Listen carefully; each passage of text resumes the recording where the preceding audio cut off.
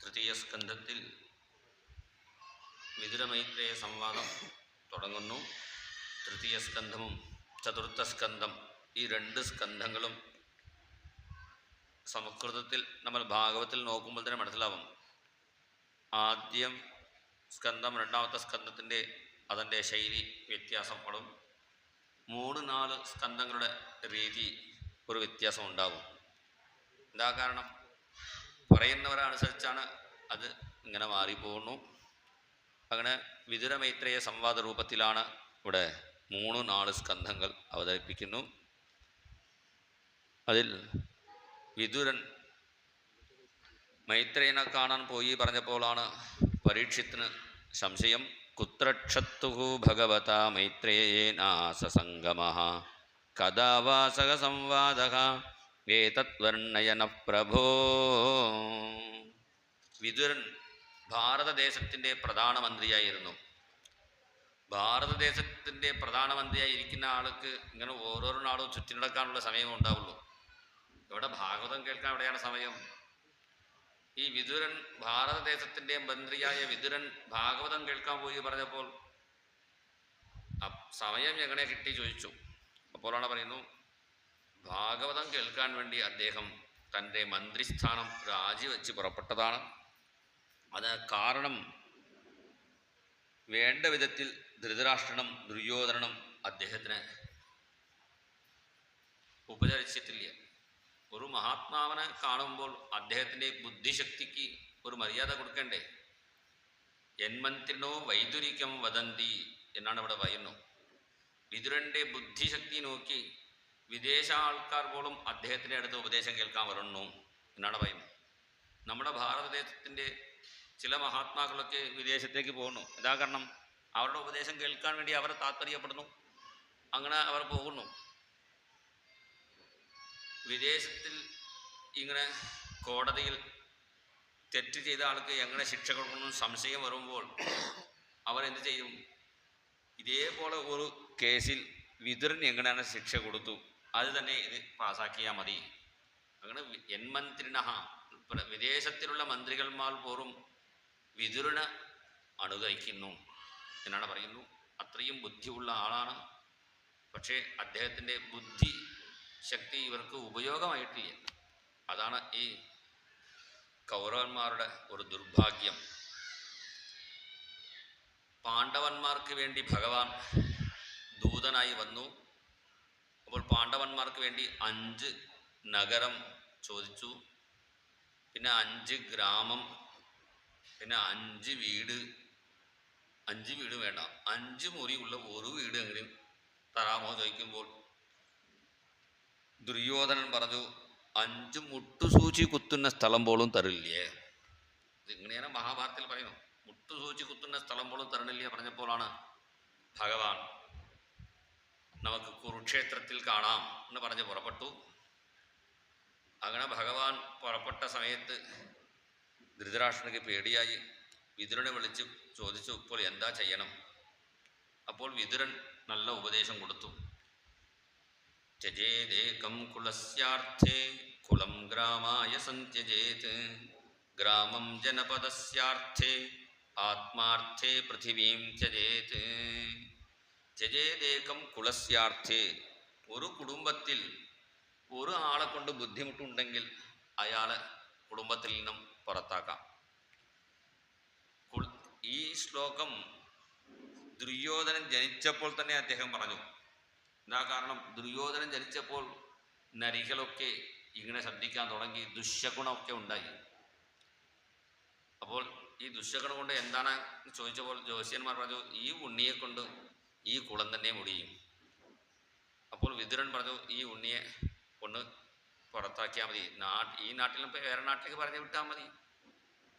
പക്ഷേ ധൃതരാഷ്ട്രൻ അത് സമ്മതിച്ചിട്ടില്ല. അതാണ് ഇവിടെ വന്ന കുഴപ്പം. ഒരു കുടുംബത്തിൽ ഒരാളെ കൊണ്ട് ബുദ്ധിമുട്ടുണ്ടെങ്കിൽ അയാളെ കുടുംബത്തിൽ നിന്നും പുറത്താക്കാം. കുളം ഗ്രാമായ, ഒരു ഗ്രാമത്തിൽ ഒരു കുടുംബം കൊണ്ട് തന്നെ ബുദ്ധിമുട്ടുണ്ടെങ്കിൽ ആ കുടുംബക്കാരെ ഗ്രാമത്തിൽ നിന്നും പുറത്താക്കാം. കുളം ഗ്രാമായ സന്ധ്യജേത്, ഗ്രാമം ജനപദസ്യാർത്ഥേ, ഒരു ദേശത്തിൽ ഒരു ഗ്രാമം കൊണ്ട് തന്നെ ബുദ്ധിമുട്ട് പറഞ്ഞാൽ, ഈ കേരള ദേശത്തിലെ എന്തെങ്കിലും ഒരു ഗ്രാമത്തിൽ അവർ എപ്പോഴും ഇങ്ങനെ വഴക്കും പറഞ്ഞ് യുദ്ധം കൂടിയിരുന്നാവും. ആ ഗ്രാമത്തിലുള്ള ആൾക്കാർക്ക് ഒരു കപ്പലിൽ കയറ്റി വേറെ നാട്ടിൽ കൊണ്ടാക്കാം. ഗ്രാമം ജനപദസ്യാർത്ഥി ആത്മാർത്ഥി ഭഗവാനെ പ്രാപിക്കണമെങ്കിൽ എല്ലാം ഉപേക്ഷിക്കേണ്ടി വരും ആണ് ഇവിടെ പറയുന്നു. ഇപ്പൊ ദുര്യോധനനെ പുറത്താക്കിയ നാട്ടിൽ നിന്നും പുറത്താക്കിയാൽ നാട് കടത്തിയാൽ മതി ഇങ്ങനെ പറഞ്ഞപ്പോഴാണ് ദുര്യോധനൻ ഇവിടെ പറഞ്ഞു, എൻ്റെ വീട്ടിൽ ഭക്ഷണം കഴിച്ചുകൊണ്ട് എന്നെ തന്നെ പുറത്താക്കണം പറയുന്നുണ്ടല്ലോ, നന്ദിയില്ലാതെ ഒരു നായ പോലെയാണ് എന്ന് പറഞ്ഞ് സ്വന്തം ചയ്യച്ചനെ ചീത്ത വിളിച്ചു. അപ്പോൾ ധൃതരാഷ്ട്രൻ ദുര്യോധനനെ ഒന്നും ഖണ്ഡിക്കുന്നില്ല, ദുര്യോധനനെ ഒരു ഉപദേശം ഒന്നും കൊടുക്കുന്നില്ല, ചയ്യച്ചനെ ഇങ്ങനെ ചെയ്യാൻ പാടില്ല. പണ്ടൊക്കെ കുടുംബം കൂട്ടുകുടുംബമായിരിക്കുമ്പോൾ എന്താ കുടുംബം പറയാൻ അർത്ഥം, കൂടുമ്പോൾ ഇൻപം വരുന്ന സ്ഥലമാണ് കുടുംബം. ഇപ്പോൾ കുടുംബം തന്നെ ഇല്ലേ, ഇപ്പോൾ അണു കുടുംബമാണ്. അണു പറഞ്ഞാൽ ബാമ്പ് പൊട്ടിക്കുന്നത് പോലെയാണ് പരസ്പരം ഇങ്ങനെ യുദ്ധം ചെയ്തുകൊണ്ടിരിക്കുന്നു. കുടുംബത്തിൽ ചെറിയച്ഛൻ്റെ കുട്ടികളെ വല്യച്ഛൻ തള്ളാറുണ്ട്, ചിലപ്പോൾ വല്യച്ഛൻ്റെ കുട്ടികളെ ചെറിയച്ഛൻ തള്ളാറുണ്ട്, തെറ്റ് ചെയ്യുമ്പോൾ അങ്ങനെ ശിക്ഷിക്കാറുണ്ട്. അതൊക്കെ അവരുടെ നന്മയ്ക്ക് വേണ്ടിയാണെന്ന് മനസ്സിലാക്കിയാൽ മതി. ഇങ്ങനെ രുദ്രമഹാസേനൻ പറഞ്ഞപ്പോൾ ദുര്യോധനൻ അദ്ദേഹത്തിന് പറഞ്ഞു, നിര്യാസ്യതാമാസു പുരാത്സുധാനഹ, ഈ നാട്ടിൽ നിന്നും ഞാൻ നിങ്ങളെ പുറത്താക്കുന്നു എന്ന് പറഞ്ഞപ്പോഴാണ് വിതുരൻ സ്വന്തം വില്ല് അവിടെ ഉപേക്ഷിച്ച് തീർത്ഥയാത്രയായി പുറപ്പെട്ടു. ഗതവ്യതോ ഇവിടെ പറയുന്നു, സനിർഗത കൗരവ പുണ്യലബ്ധ, കൗരവന്മാർക്ക് കുറച്ച് പുണ്യം ഉണ്ടായിരുന്നു. ആ പുണ്യം ഉള്ളത് വരെ വിതുര മഹാസേനൻ ഇവിടെ ഉണ്ടായിരുന്നു. ഭഗവാനെ അവമാനിച്ചു കൗരവന്മാർ, അതുകൊണ്ട് അവരുടെ പുണ്യം നഷ്ടപ്പെട്ടു. എന്തായി, ആ പുണ്യത്തിൻ്റെ ഫലമായ വിതുരൻ പുറപ്പെട്ടു. അങ്ങനെ തീർത്ഥയാത്രയായി ഓരോരോ ക്ഷേത്രങ്ങളും ചെല്ലുന്നു. അങ്ങനെ വൃന്ദാവനത്തിലെത്തിയപ്പോൾ ഭഗവാന്റെ നാമങ്ങളെ പാടി പറഞ്ഞു. യമുനാ തീരവിഹാരി ജയ രാധേ ഗോവിന്ദ, യമുനാ തീരവിഹാരി ജയ രാധേ ഗോവിന്ദ, വൃന്ദാവന സഞ്ചാരി ജയ രാധേ ഗോവിന്ദ, വൃന്ദാവന സഞ്ചാരി ജയ രാധേ ഗോവിന്ദ, മോഹന മുരളീധാരി ജയ രാധേ ഗോവിന്ദ, മോഹന മുരളീധാരി ജയ രാധേ ഗോവിന്ദ, മുനിമാനസ സഞ്ചാരി ജയ രാധേ ഗോവിന്ദ, മുനിമാനസ സഞ്ചാരി ജയ രാധേ ഗോവിന്ദ, ഗോവർദ്ധന ഗിരിധാരി ജയ രാധേ ഗോവിന്ദ, ഗോവർദ്ധന ഗിരിധാരി ജയ രാധേ ഗോവിന്ദ, ഗോപീ മാനസഹാരി ജയ രാധേ ഗോവിന്ദ, ഗോപീ മാനസ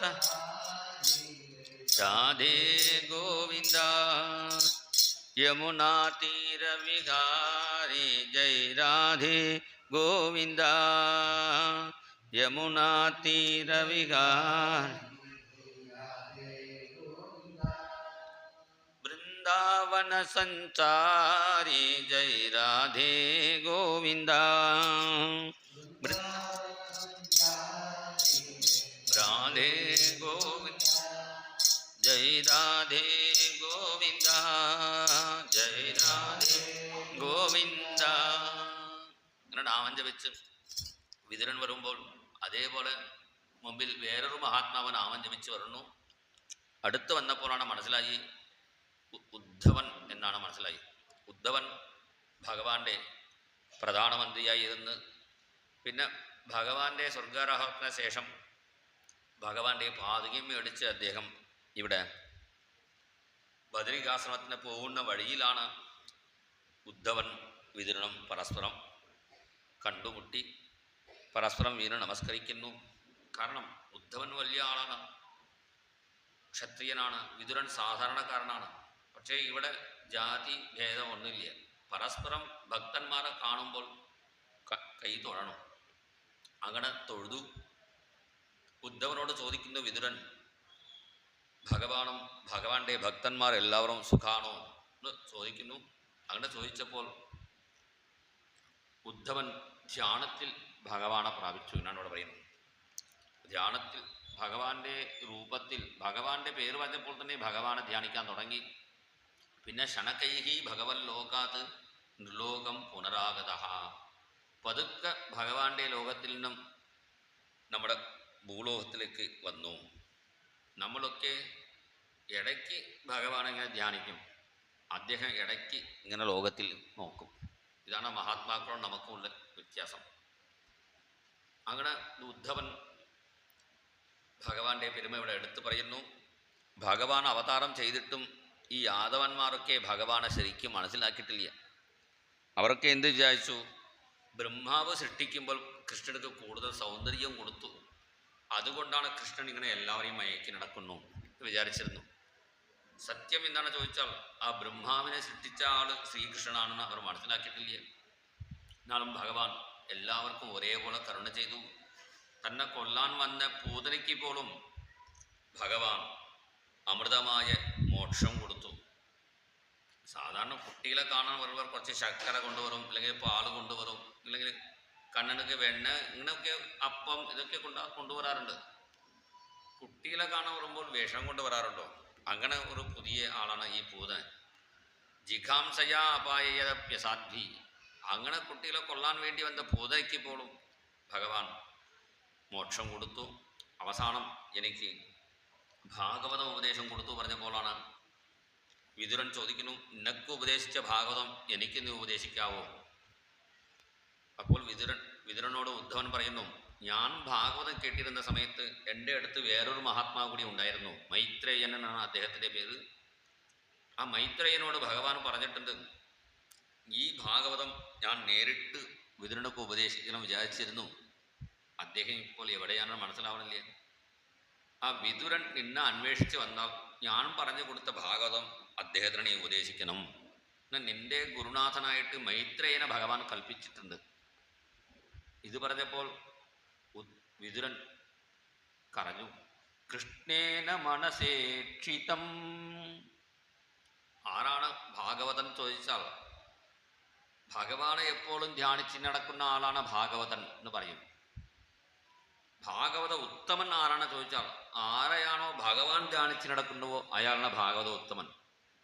നമ്മളൊക്കെ ഭഗവാനെ ചിലപ്പോൾ ധ്യാനിക്കാറുണ്ട്, ഭഗവാൻ നമ്മളെ വിചാരിക്കണം. അങ്ങനെ ഭഗവാൻ മനസ്സുകൊണ്ട് വിതുരനെ ധ്യാനിച്ചു.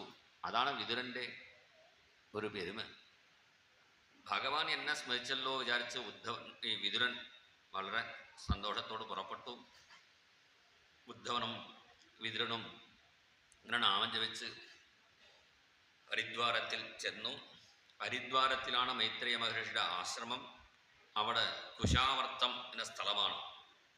ആവർത്തം പറഞ്ഞാൽ ചുഴൽ, ഗംഗയുടെ ചുഴലിൽ ദത്താത്രേയ മഹർഷിയുടെ ആ ദർഭപ്പുല്ലൊക്കെ അവിടെ സൂക്ഷിച്ച് വെച്ചിരുന്നു ഗംഗാദേവി. അതുകൊണ്ടാണ് അതിൻ്റെ ആ സ്ഥലത്തിൻ്റെ പേര് കുശാവർത്തം.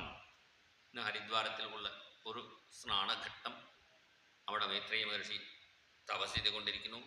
ആ മൈത്രേയ മഹർഷിയോടും വിതുരൻ ചില ചോദ്യങ്ങളൊക്കെ അവിടെ ചോദിക്കുന്നു. സുഖായ കർമാണി കരോതി ലോകഃ നതി സുഖം വാന്യതുപാരമം വാ വിന്ദേത ഭൂയസ്തതയേവ ദുഃഖം യദത്ര യുക്തം ഭഗവാൻ വദേന്നഹ. ഈ ലോകത്തിൽ ജനിച്ച എല്ലാ ജീവികളും ഉറുമ്പ് മുതൽ ബ്രഹ്മാവ് പര്യന്തം എല്ലാ ജീവികൾക്കും ഒറ്റ ആഗ്രഹമേ ഉള്ളൂ. എന്താ? സുഖം വേണം, ദുഃഖം വേണ്ട. ഇതാണ് എല്ലാവരും ആഗ്രഹിക്കുന്നത്. പക്ഷേ നമ്മൾ സുഖം വേണം വിചാരിച്ചാൽ സുഖം വരുന്നില്ല, ദുഃഖം വേണ്ട വിചാരിച്ചാലും അത് വരുന്നുണ്ട്. ഇപ്പം ദുഃഖം വേണ്ട നമ്മൾ പ്രയത്നിച്ചാലും ദുഃഖം വരുന്നുണ്ട്. യഥാ ദുഃഖം അയത്നതഃ. ഇവിടെ പ്രഹ്ലാദസ്വാമി തൻ്റെ ഉപദേശത്തിൽ പറയുന്നു, നമ്മൾ പ്രയത്നം ചെയ്യാതെ തന്നെ ദുഃഖം വരുന്നത് പോലെ സുഖവും സ്വയം വന്നോളൂ. നമ്മൾ സുഖം എന്ന് വിചാരിച്ച് നമ്മൾ പ്രയത്നം ചെയ്യേണ്ട ആവശ്യമില്ല. നമ്മുടെ പുണ്യപാപ കർമ്മം അനുസരിച്ച് സുഖവും ദുഃഖവും വന്നോളും.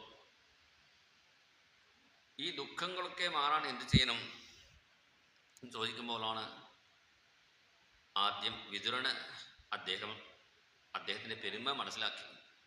ബാദരായണ വീര്യജേ, സാക്ഷാത് ധർമ്മദേവതയുടെ അവതാരമാണ് വിദുര മഹാസ്യൻ. പണ്ട് ഒരു മഹർഷി ഉണ്ടായിരുന്നു, മാണ്ഡവ്യൻ പേരുള്ള മഹർഷി. അദ്ദേഹം തൻ്റെ ആശ്രമത്തിൽ ധ്യാനിച്ചിരിക്കുന്ന സമയത്ത് രാജാവിൻ്റെ കൊട്ടാരത്തിൽ നിന്നും ചില കള്ളന്മാർ മോഷണം ചെയ്ത് പുറപ്പെടുമ്പോൾ രാജഭടന്മാർ പിടിക്കാൻ വന്നു. അപ്പോൾ അവർ ഓടി ഈ മഹർഷിയുടെ ആശ്രമത്തിൽ ഒളിച്ചിരുന്നു. ഈ രാജാക്കളുടെ ഭടന്മാരൊക്കെ അന്വേഷിച്ച് വരുമ്പോൾ ഈ മഹർഷി ആശ്രമത്തിലാണ് കള്ളന്മാരെ പിടിച്ചപ്പോൾ ആ മഹർഷിയോട് ചോദിച്ചു, ആദ്യം ഇവിടെ കള്ളന്മാർ വന്നു പോന്നു. അദ്ദേഹം ഒന്നും മിണ്ടാതെ ഇങ്ങനെ കണ്ണടച്ച് ധ്യാനിച്ചിരുന്നു. പിന്നെ ഈ കള്ളന്മാരൊക്കെ എന്ത് ചെയ്തു, തങ്ങൾ കൊണ്ടുവന്ന ആ രാജ ആഭരണങ്ങളൊക്കെ മഹർഷിയുടെ മുമ്പിൽ ഇട്ടുപോയി.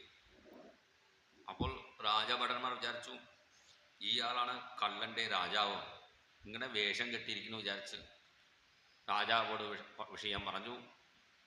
അപ്പോൾ രാജാവ് പറഞ്ഞു, എല്ലാവരെയും ശൂലത്തിൽ കുത്തി കൊണ്ടോളൂ. പണ്ട് അങ്ങനെ കടുത്ത ശിക്ഷ ഉണ്ടായിരുന്നു. തെറ്റ് ചെയ്തവരെ ചെയ്തും ഒരു ശൂലം നട്ടുവെക്കും. അതിലിങ്ങനെ നമ്മളൊക്കെ ചിലപ്പോൾ ഗ്രാമത്തിൽ ദേവീക്ഷേത്രത്തിലൊക്കെ ഒരു ശൂലം നട്ട് അതിൻ്റെ മുമ്പ് നുണിയിൽ ചെറുനാരങ്ങനെ കുത്തിവെക്കാറുണ്ട്. അങ്ങനെ ചെറുനാരങ്ങ കുത്തിവെക്കുമ്പോൾ മനുഷ്യന്മാർ തന്നെ കുത്തിവെക്കും. അതിന് ഒരു പ്രത്യേക സ്ഥലം ഉണ്ടാവും, അവിടെ ഇങ്ങനെ കുത്തിവെക്കും. പിന്നെ ഇടയ്ക്ക് ഇങ്ങനെ ചോരൊക്കെ ഒഴിഞ്ഞു പോകും, കഴുകുകളൊക്കെ വരാം. അങ്ങനെ വളരെ ദുഃഖത്തോട് മരിക്കുന്ന ഒരു കടുത്ത ശിക്ഷയാണ്.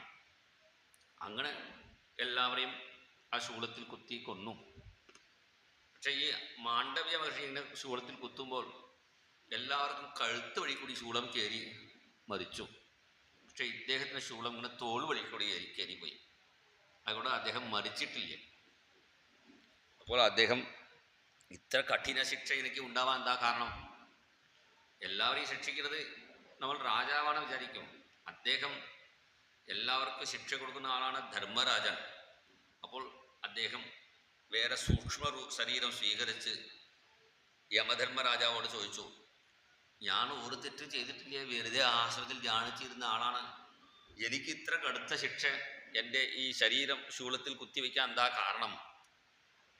അപ്പോൾ യമധർമ്മരാജാവ് പറഞ്ഞു, നിങ്ങൾ ചെറുപ്പകാലത്ത് എന്ത് ചെയ്തു, ഇങ്ങനെ ചെറിയ പറക്കുന്ന പ്രാണി ഉണ്ടല്ലോ, അതിനെ സൂചി കൊണ്ടിങ്ങനെ കുത്തി, അതിൻ്റെ ശിക്ഷയാണ് ഇപ്പോൾ. അപ്പോൾ അദ്ദേഹം പറഞ്ഞു, എത്ര വയസ്സാകുണ്ടാവും? ചിലപ്പോൾ 5, 6, 7 വയസ്സുകൾ ആ സമയത്തിലാണ്. അപ്പോൾ അദ്ദേഹം പറഞ്ഞു, ഇത് തെറ്റ്, ഇത് ശരി, ഇത് അറിയാത്ത വയസ്സാണ്. ചിലപ്പോൾ അങ്ങനെ ഇത് പാപം പുണ്യനും ഒന്നും അറിയാത്ത വയസ്സിൽ ചെയ്ത് ഒരു ചെറിയ കുറ്റത്തിന് വേണ്ടി ഇത്ര വലിയ ശിക്ഷ കൊടുത്തില്ലേ? ഇന്നു മുതൽ ഞാൻ പുതിയ ഒരു ചട്ടം, ഒരു പുതിയ ഇത് പാസ്സാക്കാം. ആ ചതുർദശ വർഷാത്ത് 14 വയസ്സ് പര്യന്തം, 14 ഇപ്പോൾ കുറച്ച് 2 കുറയ്ക്കണം തോന്നുന്നു, 12 വയസ്സ് വരെ, ആ ചതുർദശ വർഷാത്ത് 14 വയസ്സ് പര്യന്തം കുട്ടികൾ ചെയ്യുന്ന പാപങ്ങളൊക്കെ കുട്ടികൾക്ക് അനുഭവിക്കേണ്ട ആവശ്യമില്ല. അപ്പോൾ യമധർമ്മരാജാവ് ചോദിക്കുന്നു, പിന്നെ ആ പാപം ആരുടെ കണക്കിലാണ് എഴുതണം? അവരുടെ അച്ഛനമാരുടെ കണക്കിൽ എഴുതി വെച്ചോളൂ.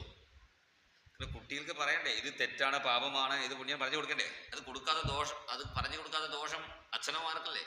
അപ്പോൾ അതുവരെ 14 വയസ്സ് വരെ കുട്ടികൾ ചെയ്യുന്ന എല്ലാ പാപപുണ്യവും, ഈ പാപങ്ങളൊക്കെ, പുണ്യമുണ്ടാവും സംശയം, പാപങ്ങളൊക്കെ അച്ഛന്മാരുടെ കണക്കിൽ എഴുതി വെച്ചോളൂ.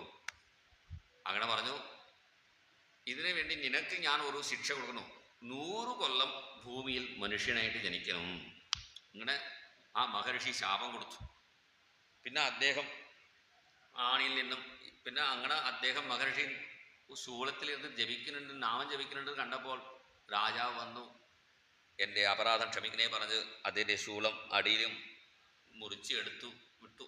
അങ്ങനെ ആണി ഇവിടെ ശൂലത്തിൽ കയറിയത് കൊണ്ട് അദ്ദേഹത്തിൻ്റെ പേര് ആണി മാണ്ഡവ്യ മഹർഷി എന്ന പേര് കിട്ടി അദ്ദേഹത്തിന്. പിന്നെ അദ്ദേഹത്തിന് സൗകര്യമായി. എന്താ കാരണം? പൂക്കളൊക്കെ വയ്ക്കാൻ ഒരു പാത്രം ഇങ്ങനെ ഒരു കുടലമുണ്ടല്ലോ അവിടെ, അതിങ്ങനെ മാറ്റി വെച്ച് പൂ പറിച്ച് ഇടാനുള്ള സൗകര്യമായി. അതിന് ഉപയോഗമായിക്കോട്ടെ വിചാരിച്ച് അദ്ദേഹം അങ്ങനെ തന്നെ സഞ്ചരിച്ചു. ചില ഓപ്പറേഷൻ നടത്തുമ്പോൾ ഉള്ളിൽ ചില ഇരുമ്പ് ഒക്കെ വയ്ക്കാറുണ്ട്, പിന്നെ അതിൻ്റെ ഒപ്പം തന്നെ അവർ സഞ്ചരിക്കാറുണ്ടല്ലോ. അതുപോലെ അദ്ദേഹം ആ ആണിയോട് സഞ്ചരിച്ചത് കൊണ്ടാണ് ആണിമാണ്ഡവ്യ മഹർഷി പേര് കിട്ടി. അദ്ദേഹത്തിൻ്റെ ശാപം ഏറ്റ ധർമ്മരാജാവാണ്, യമധർമ്മരാജാവാണ് വിതുരനായിട്ട് ജനിച്ചു. അതിവിടെ പറയുന്നു.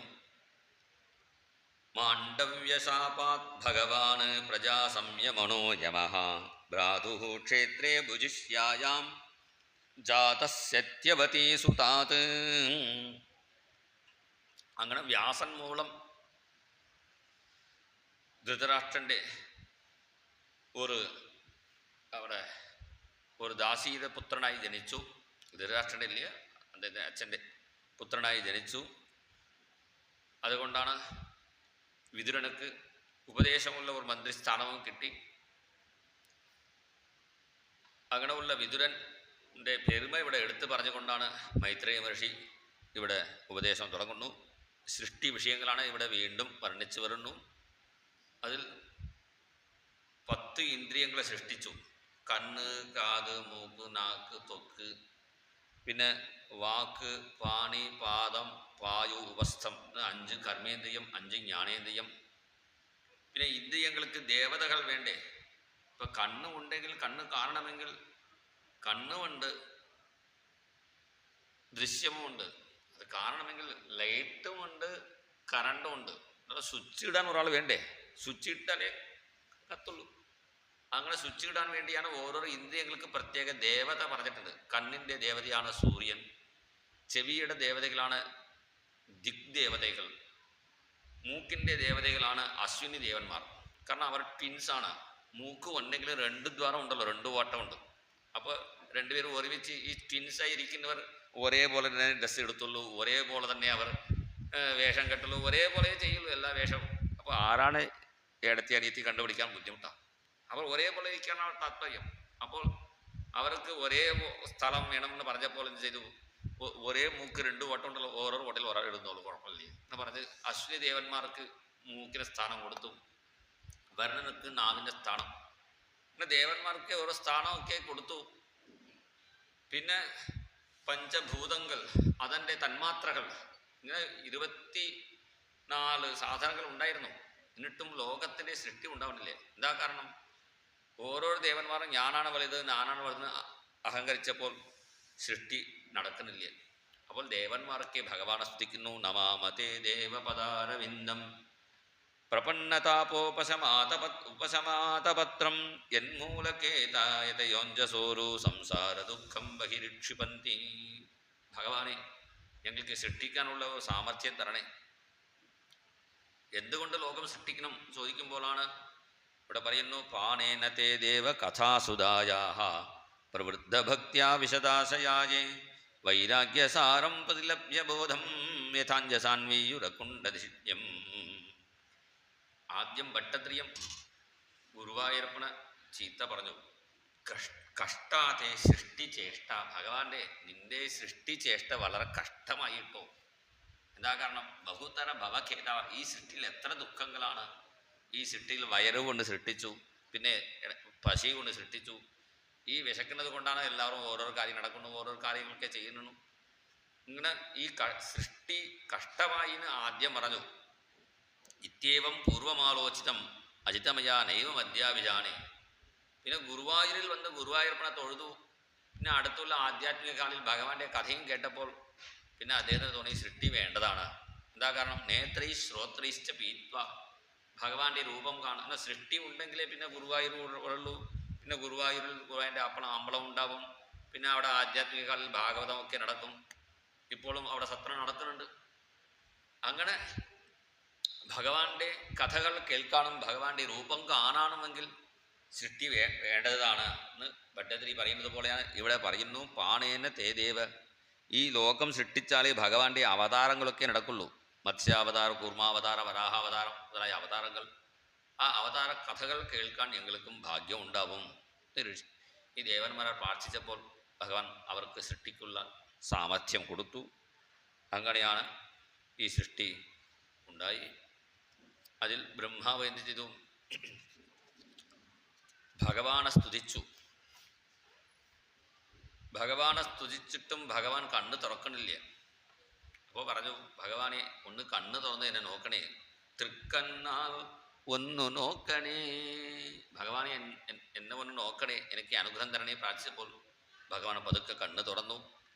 കണ്ണ് തുറന്ന് നോക്കിയാൽ മാത്രം പോരാ, 2 വാക്ക് എന്നോട് സംസാരിക്കണം. ബ്രഹ്മാവ് പ്രാർത്ഥിക്കുന്നു. സോസാവതഭ്രകരുണോ ഭഗവാൻ വിവിധ പ്രേമസ്മിതേന നയനാംബുരുഹം വിജൃംഭണ് ഉത്ഥായ വിശ്വവിജയായ ചനോ വിഷാദം മാധ്യാഗിരാപണയതാത് പുരുഷ പുരാണ. അങ്ങനെ ബ്രഹ്മാവ് പ്രാർത്ഥിച്ചപ്പോൾ ഭഗവാൻ എഴുന്നേറ്റ് ബ്രഹ്മാവിനെ അനുഗ്രഹിച്ചു. കൂടുതൽ കുറച്ചുകൂടി തപസ് ചെയ്തോളൂ, സൃഷ്ടിക്കാനുള്ള കഴിവ് ഉണ്ടാവും പറഞ്ഞപ്പോൾ ബ്രഹ്മാവ് തപസ് കൊണ്ട് സൃഷ്ടിച്ചു. അങ്ങനെ തപസ് ചെയ്തുകൊണ്ട് സൃഷ്ടിച്ചപ്പോൾ 4 ഭക്തന്മാർ അവിടെ പ്രത്യക്ഷപ്പെട്ടു. സനകൻ, സനന്ദനൻ, സനാതനൻ, സനത്കുമാരൻ. ഈ 4 പേരെയും ബ്രഹ്മാവ് വിളിച്ചു പറഞ്ഞു, ഒന്നും എന്നെ സൃഷ്ടിക്കാൻ എന്നെ ഒന്ന് സഹായിക്കണം. അവർ പറഞ്ഞു, ഞങ്ങൾക്ക് സൃഷ്ടി വേണ്ട, ഞങ്ങൾ നാമം ജപിച്ച് പോയിക്കോളാൻ പറഞ്ഞ് അവർ നാമം ജപിച്ച് പുറപ്പെട്ടു. ശ്രീകൃഷ്ണശരണം മമ ശ്രീഹരിശരണം മമ ശ്രീകൃഷ്ണശരണം മമ ശ്രീഹരിശരണം മമ ശ്രീകൃഷ്ണശരണം മമ ശ്രീഹരിശരണം മമ ശ്രീകൃഷ്ണശരണം മമ ശ്രീകൃഷ്ണശരണം മമ ശ്രീഹരിശരണം മമ ശ്രീകൃഷ്ണശരണം മമ ശ്രീഹരിശരണം മമ. അങ്ങനെ ആദ്യത്തെ ഉണ്ണികളൊക്കെ പറഞ്ഞത് അനുസരിക്കാതെ ഓടിയപ്പോൾ ബ്രഹ്മാവിന് ദേഷ്യമുണ്ടായി. ആ ബ്രഹ്മാവിൻ്റെ ദേഷ്യം തന്നെ ഒരു അവതാരമായി അവിടെ വന്നു. അതാണ് ശ്രീരുദ്രൻ്റെ അവതാരം. രുദ്രനോട് സൃഷ്ടിക്കണം പറഞ്ഞപ്പോൾ അദ്ദേഹം എന്ത് ചെയ്തു, എനിക്ക് ആദ്യം വിവാഹം കഴിപ്പിക്കണം പറഞ്ഞു. പിന്നെ എനിക്ക് പേരിടണം പറഞ്ഞു. ആദൗരോധഖിലതേന സരുദ്രനാമാ, എനിക്ക് പേരിടണം പറഞ്ഞപ്പോൾ 11 പേരിട്ടു. മഞ്ഞുർ മണുർ മഹിനസ് മഹാൻ ശിവൻ ഋതധ്വജൻ ഉഗ്രരേത ഭവകാലൻ വാമദേവൻ ധൃതവ്രതൻ, 11 പേരും. പിന്നെ എനിക്ക് കല്യാണം കഴിപ്പിക്കണം പറഞ്ഞപ്പോൾ ധീർ വൃത്തി രുഷന ഉമാ നിയുത് സർപ്പില അംബിക ഇരാവതി സുധാ ദീക്ഷ എന്ന് 11 പത്നികളെ കൊടുത്തു.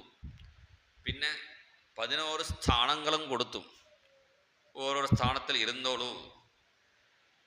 ഹൃത് ഇന്ദ്രിയാണി അസു വ്യോമ വായുരഗ്നി ജലം മഹി സൂര്യചന്ദ്രസ് തപശ്ചൈവ, ഇങ്ങനെ 11 സ്ഥാനങ്ങളെയും കൊടുത്തു.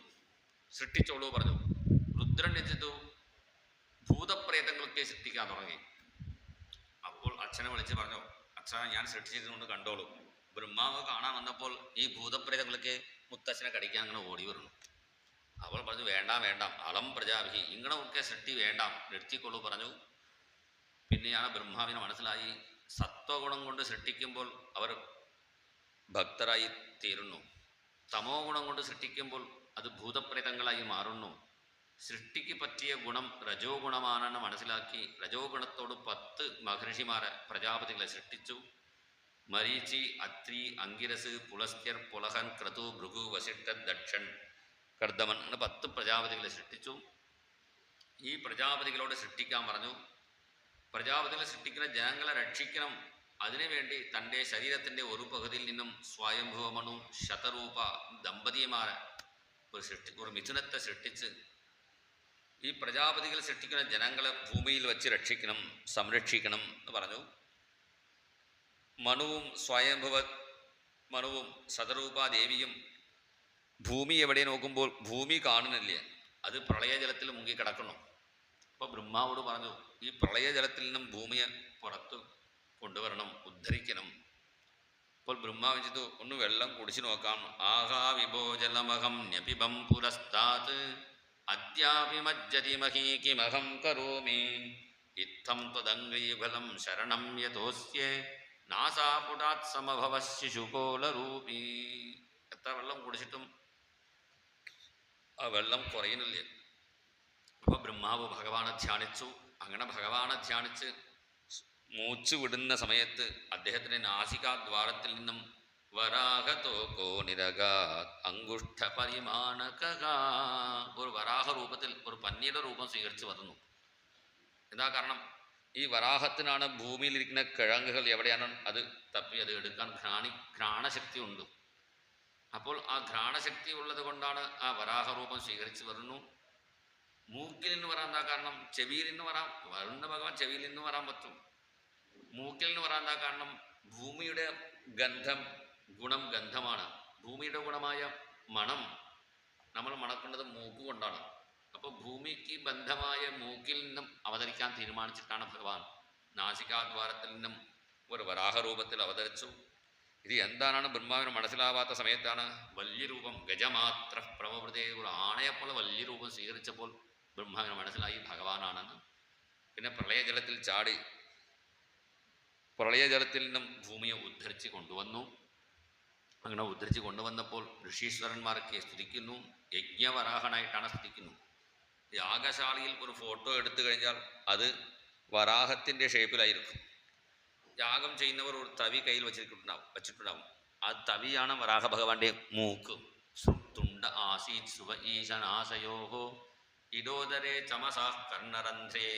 ഇങ്ങനെ യാഗത്തിലുള്ള ഓരോരോ പാത്രങ്ങളും യാഗത്തിലിരിക്കുന്ന ദർഭങ്ങളൊക്കെ വരാഹ ഭഗവാന്റെ രോമങ്ങളാണ്. വരാഹ ഭഗവാനക്ക് വിയർത്ത് വന്നപ്പോൾ ഉണ്ടായ ഒരു ധാന്യമാണ് എള്ള്. അതുകൊണ്ട് തന്നെ എള്ള്, ദർഭ ഇതൊക്കെ പവിത്രമായിട്ട് പറയാൻ എന്താ കാരണം? വരാഹ ഭഗവാന്റെ ശരീരത്തിൽ നിന്നും ഉണ്ടായതാണ്. അങ്ങനെ വരാഹ ഭഗവാൻ ഇവിടെ യജ്ഞസ്വരൂപമായിട്ട് വർണ്ണിക്കുന്നു. എന്താ കാരണം? യജ്ഞസ്വരൂപനായി ഭഗവാൻ ഭൂമിയെ ഉയർത്തിക്കൊണ്ടിരിക്കുന്നു പറഞ്ഞതിൻ്റെ അർത്ഥം ഈ ലോകത്തിൽ യജ്ഞങ്ങളൊക്കെ നടക്കുമ്പോഴാണ് ഈ ഭൂമി നിൽക്കും. യജ്ഞങ്ങളൊക്കെ ധർമ്മങ്ങളൊക്കെ കുറഞ്ഞാൽ എന്താവും? സുനാമി വരും, ഭൂമി മുങ്ങിപ്പോവും. ഭൂമി മുങ്ങാതെ, വെള്ളത്തിൽ മുങ്ങാതിരിക്കണമെങ്കിൽ എന്ത് ചെയ്യണം? ഇങ്ങനെയുള്ള ധർമ്മകാര്യങ്ങൾ, യജ്ഞങ്ങളൊക്കെ നടത്തണം എന്നാണ് ഇവിടെ കാണിച്ചു തരുന്നു. അങ്ങനെ ഭൂമി ഉയർത്തിക്കൊണ്ടുവരുമ്പോൾ ഹിരണ്യാക്ഷൻ എന്ന പേരുള്ള അസുരൻ യുദ്ധത്തിന് വന്നു. ആ ഹിരണ്യാക്ഷനെ വധിച്ചു പറഞ്ഞപ്പോൾ വിതുരൻ ചോദിക്കുന്നു, ഇപ്പോൾ തന്നെ ഭൂമിയെ ഉയർത്തിക്കൊണ്ടുവരുന്നു, ഹിരണ്യാക്ഷൻ എങ്ങനെ ഉണ്ടായി? ഹിരണ്യാക്ഷൻ ഉണ്ടാവാൻ എന്താ കാരണം ചോദിക്കുമ്പോഴാണ് ഹിരണ്യാക്ഷൻ ഉണ്ടായ കഥ ഇവിടെ വർണ്ണിക്കുന്നു. ഒരു സമയം കശ്യപ പ്രജാപതി അഗ്നിഹോത്രശാലയിൽ അഗ്നി ഭഗവാന് പൂജിച്ചു കൊണ്ടിരിക്കുന്ന സമയത്താണ് കശ്യപൻ്റെ ഭാര്യ ദിതി കാമബുദ്ധിയോട് അവിടെ വന്നു. അപ്പോൾ കശ്യപൻ പറഞ്ഞു, ഇതുപോലുള്ള സമയം സന്ധ്യാസമയത്തിൽ നല്ല കാര്യമേ ചെയ്യാവൂ, വേറെ കാര്യം ചെയ്യാൻ പാടില്ല. പ്രത്യേകിച്ച് 4 കർമ്മങ്ങൾ സന്ധ്യാസമയത്ത് ചെയ്യാൻ പാടില്ല. ചത്വാരീമാണി കർമാണി സന്ധ്യായാം പരിവർജയേ ആഹാരം മൈഥുനം നിദ്രാം സ്വാധ്യായം ച തഥൈവ ച. സന്ധ്യാസമയത്ത് ഭക്ഷണം കഴിക്കാൻ പാടില്ല. പണ്ടൊക്കെ പറഞ്ഞാൽ കുട്ടികൾ ശരി പറയും. ഇപ്പോഴത്തെ കുട്ടികൾ ഇപ്പോൾ കഴിച്ചാൽ എന്താ കുഴപ്പം? സന്ധ്യാസമയത്ത് ചോദിച്ചു.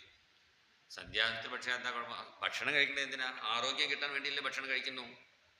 സന്ധ്യാസമയത്ത് ഭക്ഷണം കഴിക്കുന്നവർക്ക് ആരോഗ്യം ഉണ്ടാവില്ലേ? വ്യാധിയാണ് വർദ്ധിക്കും. എന്താ കാരണം? സന്ധ്യാസമയത്തിൽ വ്യാധി വർദ്ധിക്കുന്ന സമയമാണ്.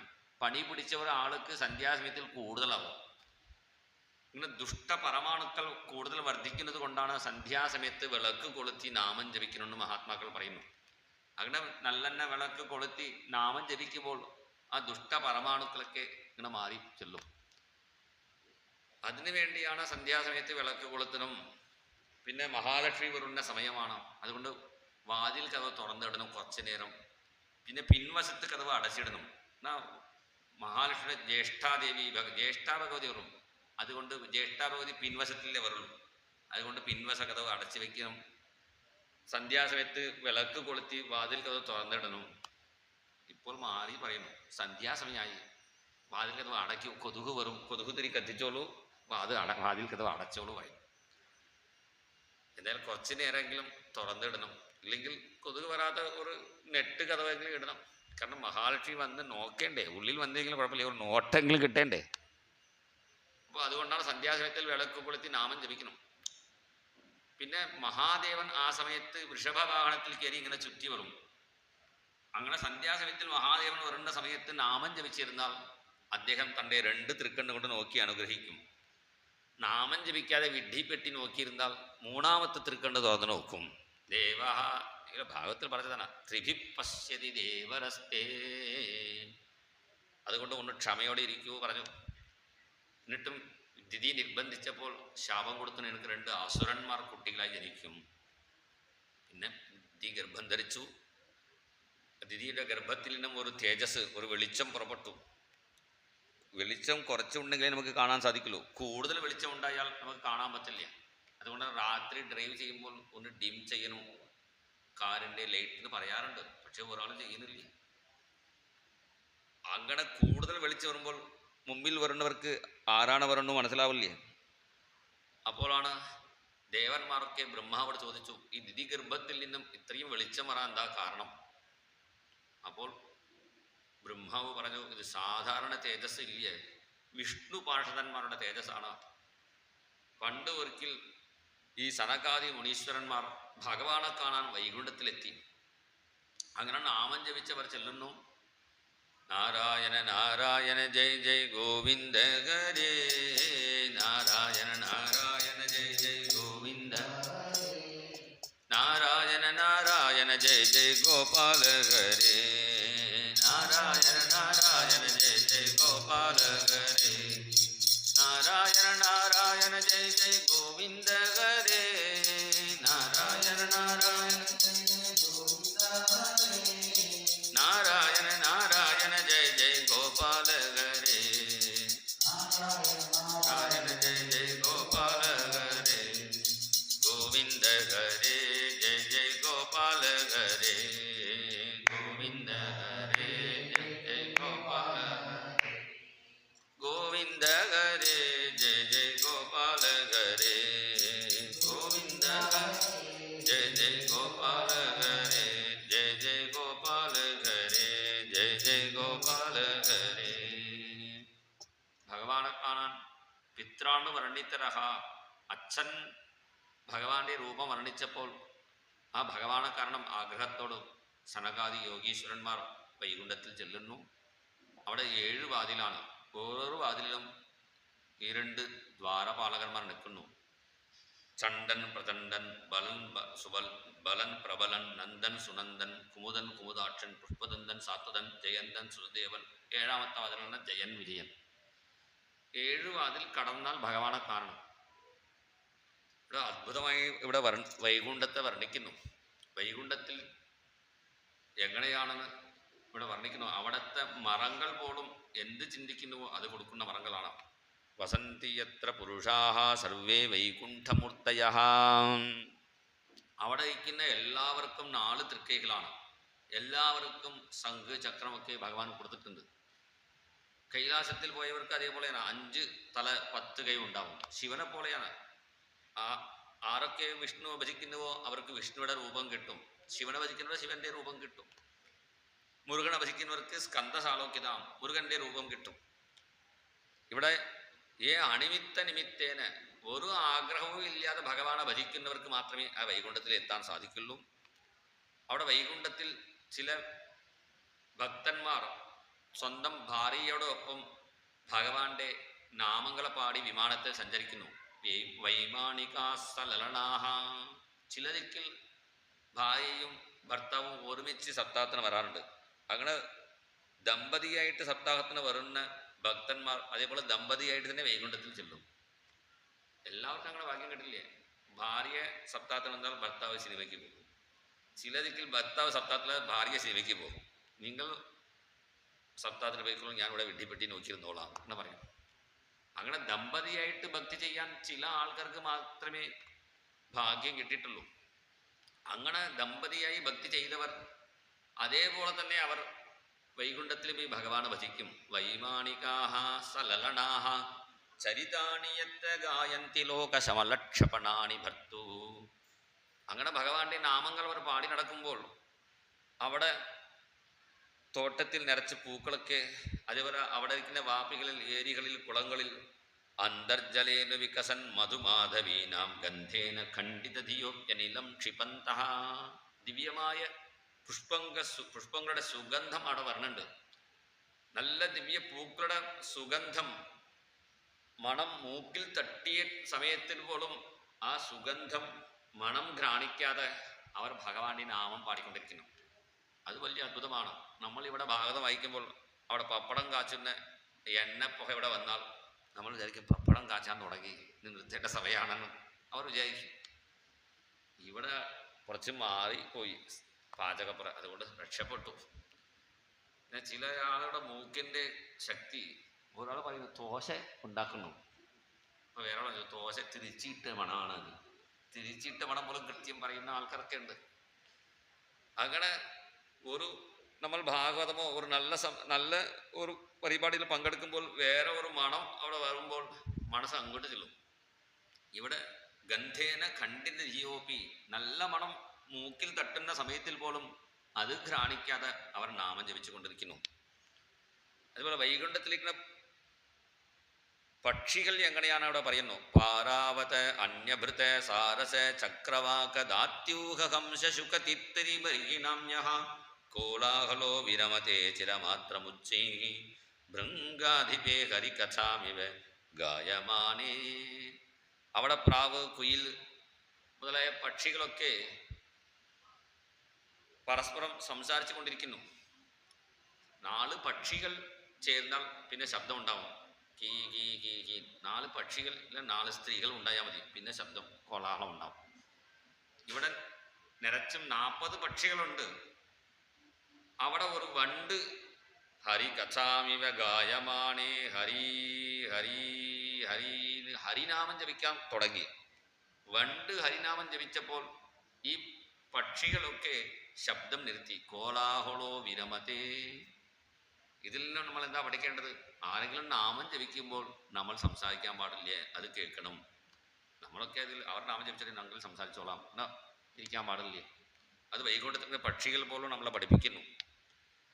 പിന്നെ മന്ദാരകുന്ദ പുരബോത്പല ചമ്പകർണ പുണ്ണാഗനാഗവകുളാംബുജ പാരിജാതാഃ ഗന്ധേർച്ചിതേ തുളസികാഭരണേന തസ്യാഃ യസ്മിംസ്തപസ്സു മനസോ ബഹുമാനയന്തി. വൈകുണ്ഠത്തിൽ നിറച്ച് പൂക്കളൊക്കെ ഉണ്ട്. മന്ദാര, കുന്തം മുതലായ പുഷ്പങ്ങൾ. കുന്തം പറഞ്ഞാൽ മുല്ലപ്പൂ, കുന്തം പറഞ്ഞാൽ ഇങ്ങനെ ആയുധം വിചാരിക്കരുത്. മന്ദാരം, കുന്തം ഇതൊക്കെ പുഷ്പങ്ങളുടെ പേരുകളാണ്. അങ്ങനെ നിറച്ചും പുഷ്പങ്ങൾ പല കളറിൽ പല ആകൃതിയിൽ നല്ല ഭംഗിയായിട്ട് അവിടെ പൂക്കൾ ഇരിക്കുമ്പോൾ ഭഗവാൻ ആ പൂക്കളെ നോക്കുന്നു, തൊടുന്നില്ലേ. പക്ഷേ ഒരു തുളസിയെ കണ്ടപ്പോൾ അത് ഭഗവാൻ പറിച്ച് എടുത്തു, അത് ഘ്രാണിച്ചു, സ്വന്തം ചെവിയിൽ വെച്ചു. ഇത് കണ്ടപ്പോൾ പൂക്കളൊക്കെ വിചാരിച്ചു, നമ്മൾ ഇത്ര ഭംഗിയായിട്ട് എടുത്തിട്ട് എന്താ കാര്യം?